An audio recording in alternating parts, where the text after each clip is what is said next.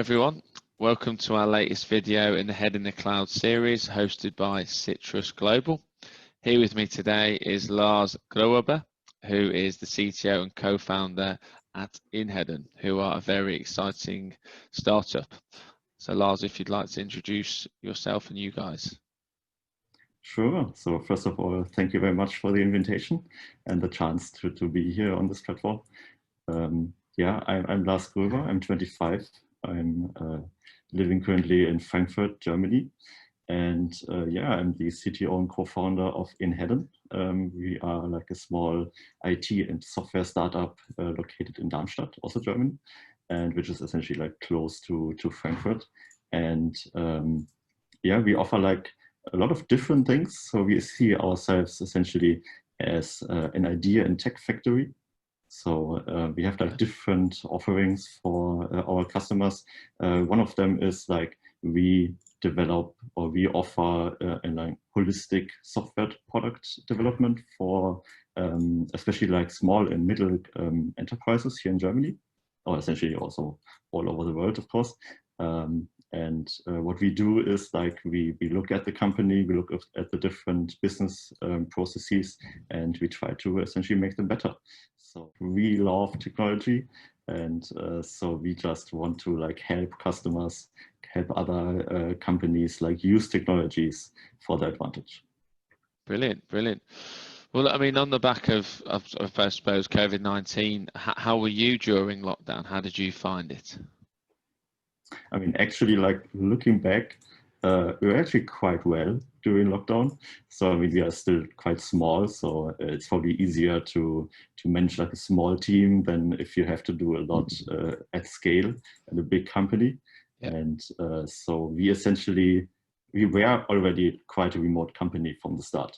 So we have team members that come from India, for example, that work with us from India, right. Or that just work remote. Like I'm also working remote a few times a week, also before lockdown.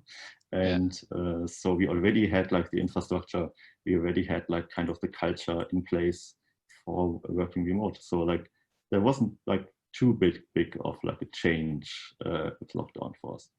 Okay, that's good then. So you were quite prepared for it, you'd say. Mm-hmm. Okay, good. Well, what were your biggest frustrations throughout? I think this really comes down to that, like, especially like my biggest frustration is probably like that I could not interact with the team as I was used to.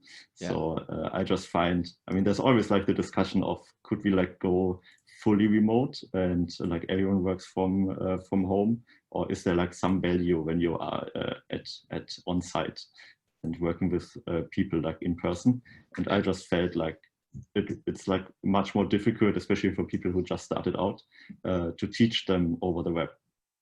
Like, I don't know even if there is like some product where you can like take over the mouse and show people where to click. This was like really something, especially for new people, really like quite challenging to help them to understand how to work with us. Yeah, I suppose for onboarding and for new people, unless people have done it remotely before, it definitely can be more of a challenge. Absolutely. Yeah. Not everyone is like fit for working remote. That's true. And you really have to like learn this and also have to prepare the people for this. So this was like, I guess it of course was a challenge, but like this whole, how do I teach people from remote? That's probably what I would call like frustration. Okay, so that's one of the lessons that you've learned then. Not everyone is fit for being or suitable to work remotely. What other lessons would you say that you've learned? I definitely learned that it's important to be very flexible in your business model. For example, like another company here in Darmstadt. So we are staying in like a co-working space. We have our own office, but we also have neighbors which we talk to. And one of them is or was working on like entry stations for big fairs and large like in-person meetings. So this was of course something like a big challenge for them during lockdown. And they just pivoted and said, okay, let's do it for restaurants. Let's do it for like supermarkets where they can like control how many people are in there. So this was like a lesson, and I think they were even on TV or so about that. And this is like a lesson. You have to be flexible in your business model. Yeah, You it's have true. to Yeah. adapt to like new challenges. That makes sense. That does make sense. I mean, you mentioned that you guys were quite prepared for it, and the fact that most of the team have worked remotely, where you've got, offshore teams as well. But if you could go back in time, is there anything that you'd have done differently, or would you have done anything else to help prepare for it? I think when it comes like to the technical side of things, like when talking about like which systems to use, how to move faster to remote work. I mean, this was not really something like I would see we could do better because we were already there. Yeah. But I think we could have used like this chance better to like build maybe new product for this new challenge. Okay. So like as with the example I gave before, we could have done like maybe something different or something similar so that we can like take more or less like advantage of this new situation. Yeah. I mean, like they say in crisis, there are always like winners and losers. Yeah, that's true. And there are also new opportunities, especially for tech companies. Absolutely, yeah. There's definitely, as you say, there's always going to be people that are going to benefit from situations like this, and there have been, and there's unfortunately a lot of people that have lost out as well. But that's true, yes. I mean, as a result, because it has impacted everybody in some way, shape, or form, especially in the midst of lockdown. I think that, it's everyone human at the end of the day. So, there's people were feeling down and frustrated at some point. But as a result, what do you think is here to stay now in the future? I think that like a lot of people have now learned about new technologies, about how to use remote tools, how that is possible to work remote. Yeah. I guess like that a lot of people have like learned about what's a VPN, what is Zoom, for example, for the first time during this lockdown and the Corona crisis. And I'm pretty sure that a lot of this will stay, that people will say, okay, I can work from home if I have to. Maybe this leads like to more flexible working hours, for example. Yeah. People can say, okay, I can handle, I don't know, being a parent and working full time.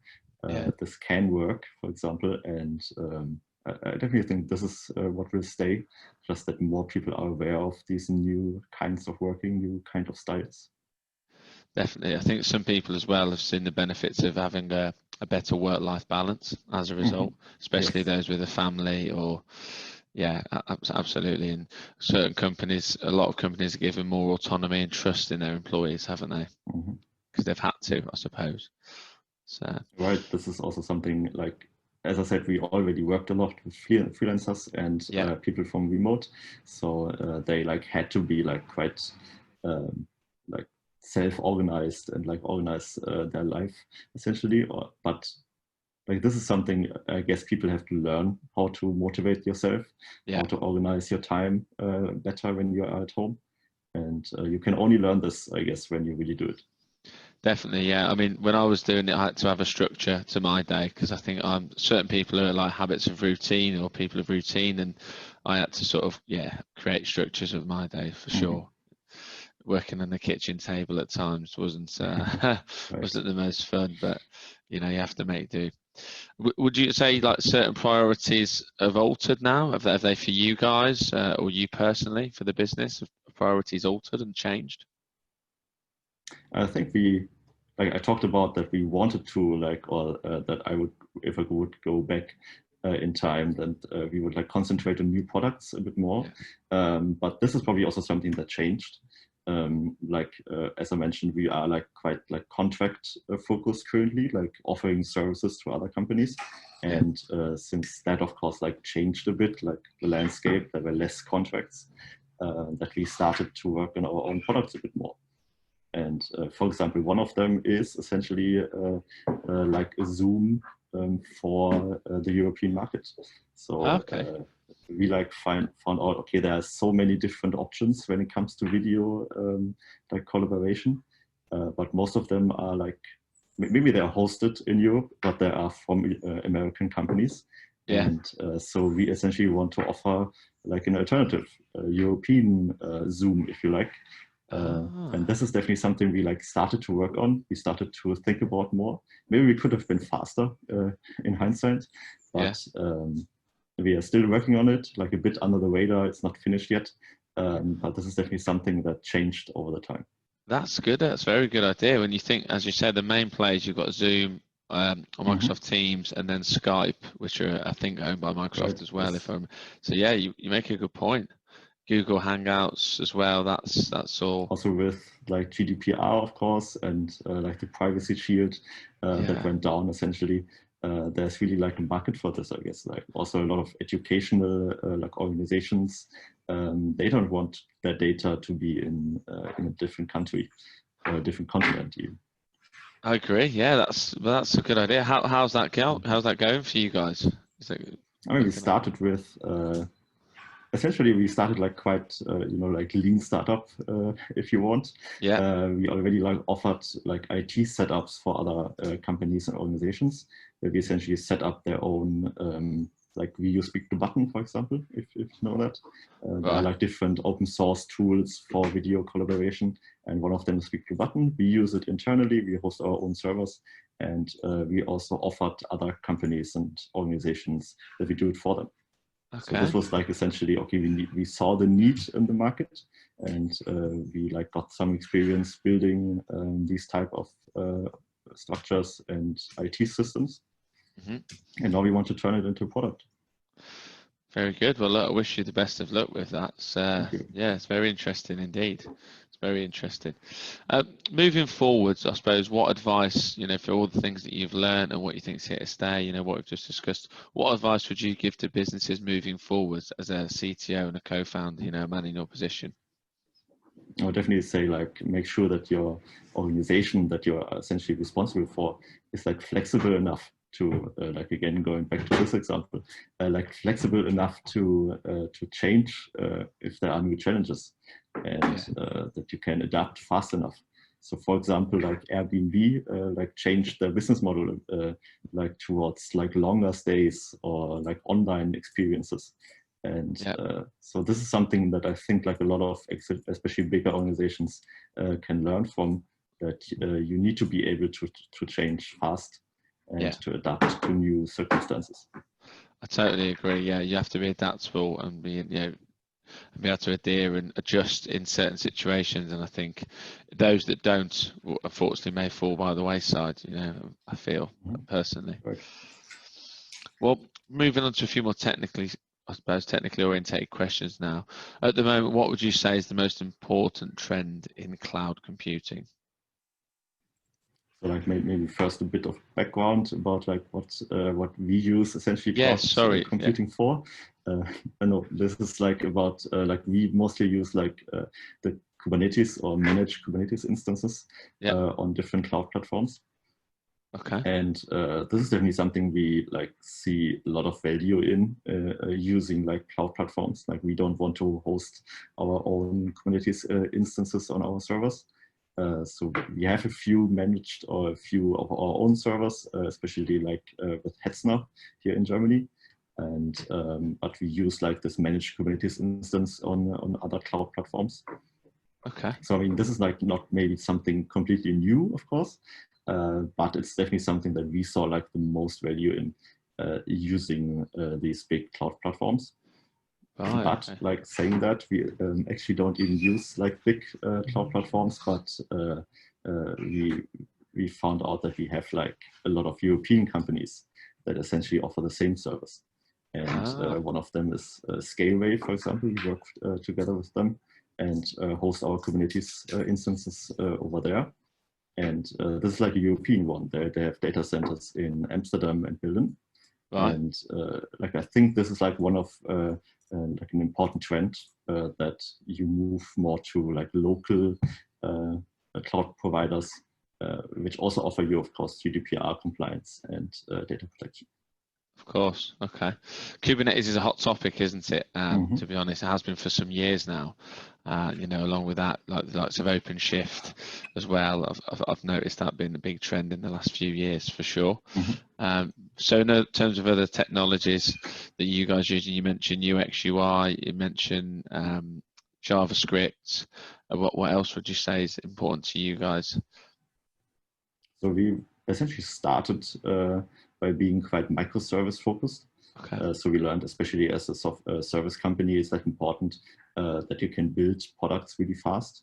And microservices, like we have like a different set of microservices essentially that we can use in every product. Like think of login, for example, or uploading files. This is something you need essentially everywhere. And we built, so right from the start, everything in terms of microservices. Maybe like when I look back, maybe a bit too fast. This is definitely something we also learned, that it's, you don't have to go like full into microservices. Maybe build like a nicely structured monolith first and then break off a few things, essentially a few aspects, and then turn them into microservices. But it like helped us a lot. So we are building the microservices using Spring Boot. Okay. We also changed from Java to Kotlin, and use Kotlin now throughout our whole code base.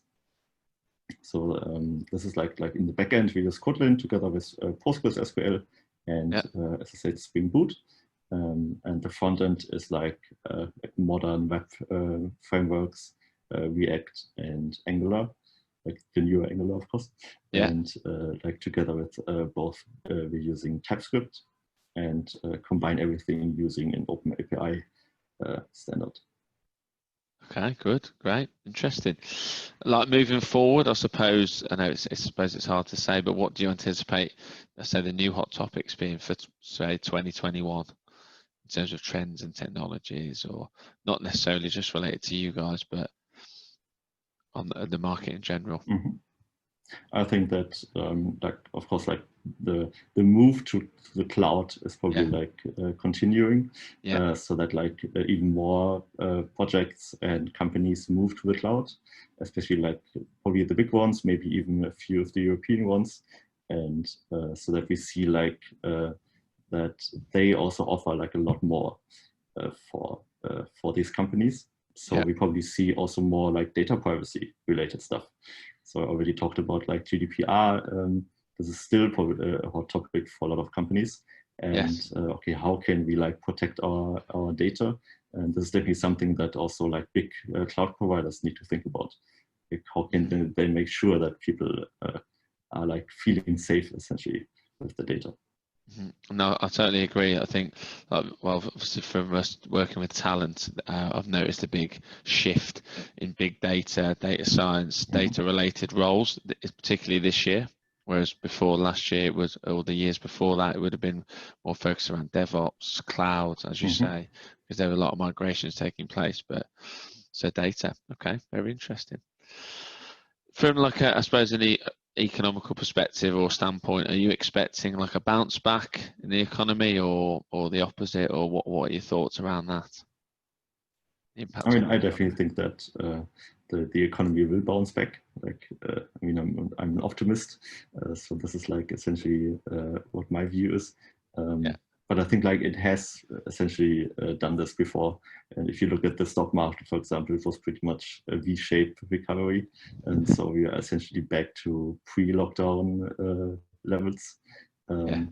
But I think, like, of course, there are things to stay, and are things that change after such a crisis. And like, I at least hope that everyone is like more prepared for like the next one, and there will definitely be ones.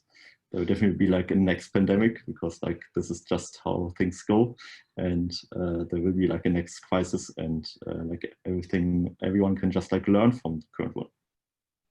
So you anticipate the one to be quite soon, or I suppose it's hard to tell, isn't it? Probably not that soon. I think like a lot of people have learned a lot about like how to contain this, and it needs probably also time for people like essentially to forget everything again. I mean, people will probably go back to their old way of life in like a matter of months, I guess, once it's over. But I think like the caution will stay quite a while. I totally agree, and I think you're right. If there is a next pandemic, people will be a lot better prepared, because this time it took everyone by surprise, and no one really took it that seriously.